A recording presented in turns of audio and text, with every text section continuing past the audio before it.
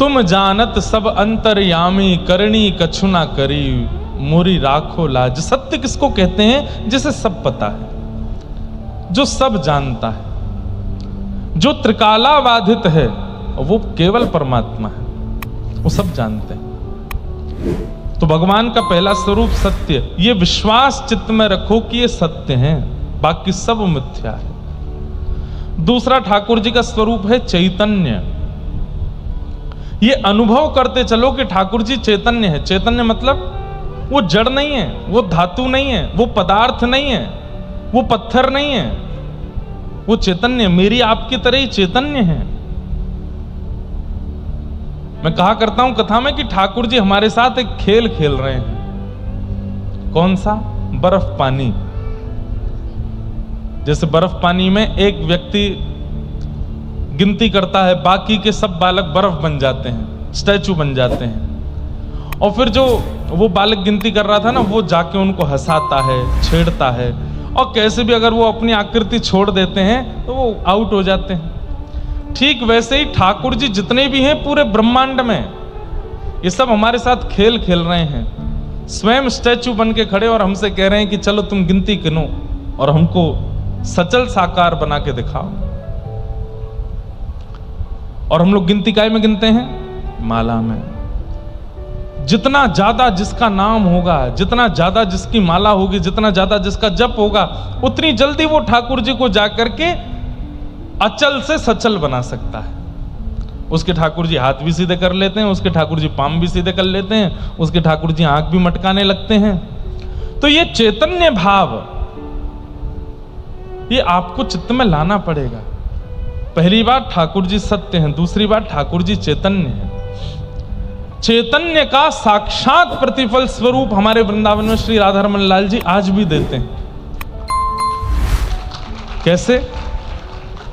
जिस दिन अपनी सेवा से बहुत प्रसन्न होते हैं, उस दिन दतुइयां दिखा देते हैं। उस दिन दांत दर्शन, दंतावली का दर्शन होता है ठाकुर जी के।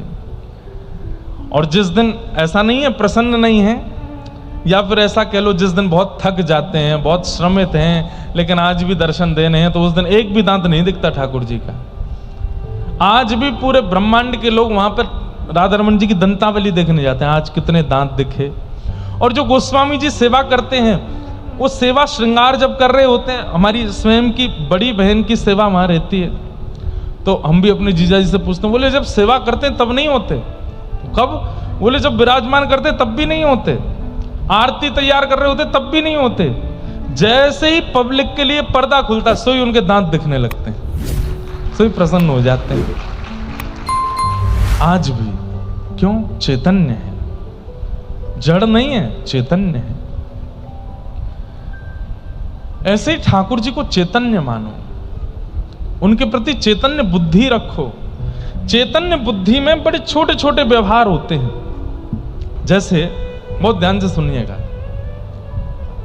जैसे मान लीजिए कि आप मेरे मित्र हो और मैंने आपको अपना मित्र मान लिया, तो मित्र मानने से काम नहीं चलेगा। मित्र के कई फर्ज होते हैं, वो मुझे निभाने पड़ेंगे। जैसे मित्रता का पहला फर्ज क्या है? समय समय पर आपको फोन करूं, और भाई कैसे हो, कहां हो, क्या हालचाल, सब ठीक ठाक? बोले हाँ। मित्रता का दूसरा क्रम क्या है? हमारे घर का कोई भी बड़ा उत्सव हो तो आपको निमंत्रण दिया, भाई जरूर आना हमारे घर पे, ऐसे ऐसे उनका जो है जन्मोत्सव है। फिर उसके बाद जब आप मिलो तो आपकी पूरी व्यवस्था का ध्यान रखना, आपके खाने की व्यवस्था, सोने की व्यवस्था, पीने की, बैठने की, उठने की, नाचने की, सब सारी व्यवस्थाएं रखना। ये मित्रता कहती है। अब मान लीजिए कि आपसे मैंने मित्रता मान ली और आप घर आए मेरे, और मैं देख भी नहीं रहा हूं आपको, तो आपको क्या लगेगा? अभी व्यस्त हैं, अभी देखेंगे, मेरी ओर देखेंगे अभी। और फिर उसके बाद फिर भी नहीं देखा, तो आपने कहा कि मैं शायद दिख नहीं रहा हूं, थोड़ा सामने जाता हूं।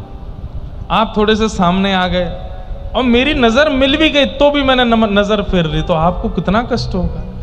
ये भगवान क्या हो गया, ये हमको देख क्यों नहीं रहे हैं, हमसे ऐसे क्यों नजर छुपा रहे हैं। आपने सोचा चलो छोड़ो, मैं जाके बात ही कर लेता हूं। और आप जब सामने आए, और भाई ठीक हो आप? हाँ हाँ ठीक है। कहां से आए? कितना बुरा लगेगा।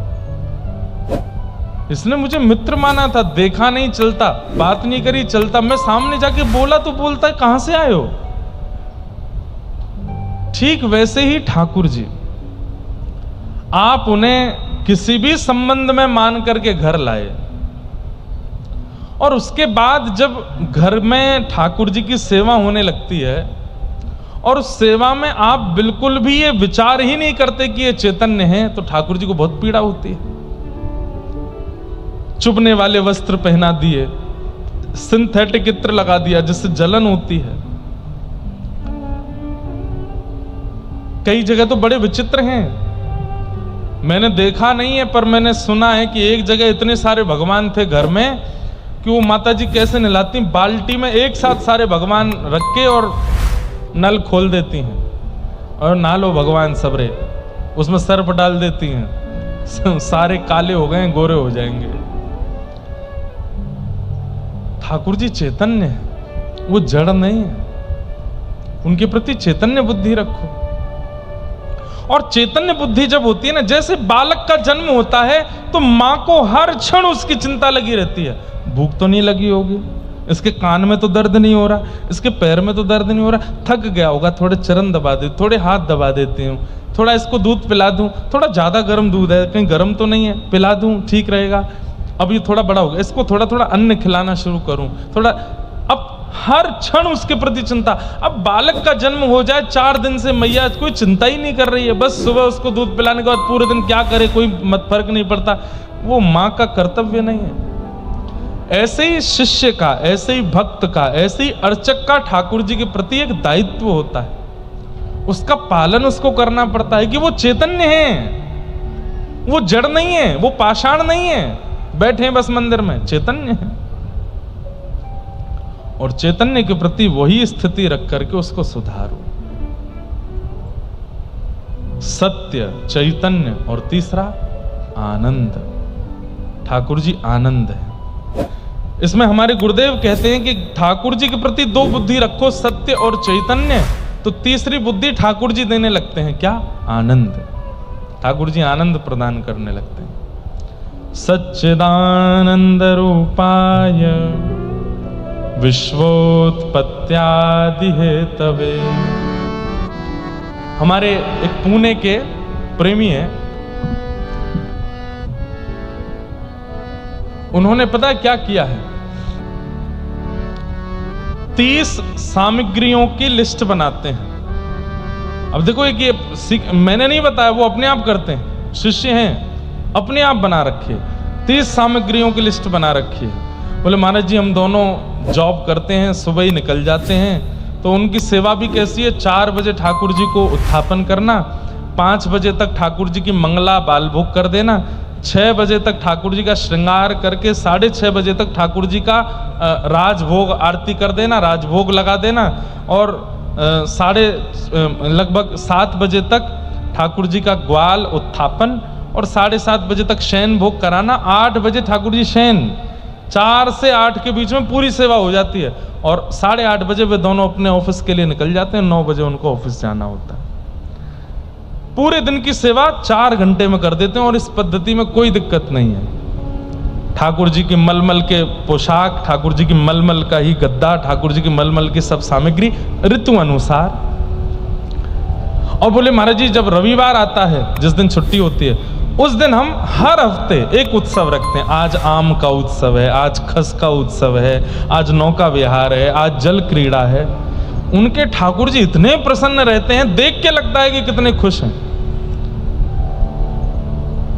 फिर 30 सामग्री उन्होंने लिस्ट बना रखी है, और उनकी पर्ची बना के ठाकुर जी के आगे रखते हैं। सुबह मंगला आरती करने के बाद वो बाउल में से एक पर्ची निकाल करके ठाकुर जी के आगे खोलते हैं।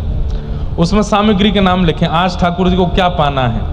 तो आज ठाकुर जी को बाल भोग में डोसा इडली पानी है, आज ठाकुर जी को राज भोग में कढ़ी चावल पाने हैं, और ठाकुर जी को शयन भोग में आज महाप्रसाद जैसा खिचड़ी भोग पाना है, जैसे जगन्नाथपुरी में बनता। बस पत्नी जाएगी रसोई घर में, वही सामग्री सिद्ध करना, बाल भोग लगाना, राजभोग लगाना, महाप्रसाद कर देना। इतने भाव प्रेम से सेवा स्वीकार करते हैं उनके ठाकुर जी। और वे लोग क्या कह के जाते हैं कि जय जय अब आप पौड़ जाओ और हमारे लिए पौड़ जाओ, पर अपने लिए आप वृंदावन जाओ, प्रेम से आनंद करके आओ और पूरे दिन सेवा करके आना, रात्रि में आके शयन कर लेना। एक खिड़की खोल देते हैं मंदिर की, यहीं से चले जाना, यहीं से आ जाना। खिड़की पे भी इतनी सी एक सिड्डी टांग रखी है नीचे उतरने के लिए वापस आने के लिए। अब ये कैसे होता है? जब ठाकुर जी के प्रति चैतन्य बुद्धि रखते हैं। ये चलते हैं, ये बोलते हैं, ये उठते हैं, ये बैठते हैं, ये लेटते हैं, ये खाते हैं, पीते हैं, इनका भी पेट भरता है, इनको भी गर्मी लगती है, इनको भी सर्दी लगती है। जब हमारे अंदर ये भावना नहीं होती तो फिर सामान्य ठाकुर जी बैठे मैल धूल में लथपथ रहते हैं घर में, दिन रात आरती कर दो, सुख संपत्ति करावे, कष्ट मिटे तन का, ओम जय जगदीश हरे। ठाकुर जी भी फिर ऐसे घर से कहते मेरी पाषाण की ही सेवा करो, मैं जाता हूं। चैतन्य बुद्धि रखोगे तो क्या होगा? ठाकुर जी आनंद देंगे। सच्चिदानंद रूपाय विश्वोत्पत्त्यादि हेतवे। भगवान के सत्य चैतन्य और आनंद स्वरूप हैं। और ठाकुर जी क्या करते हैं? बोले विश्व की उत्पत्ति, पालन और संहार। तापत्रय विनाशाय, 3 प्रकार के तापों का जो नाश करते हैं। श्री कृष्णाय वयम नमः। ऐसे श्री कृष्ण को हम बारंबार प्रणाम करते हैं, बारंबार वंदन करते हैं।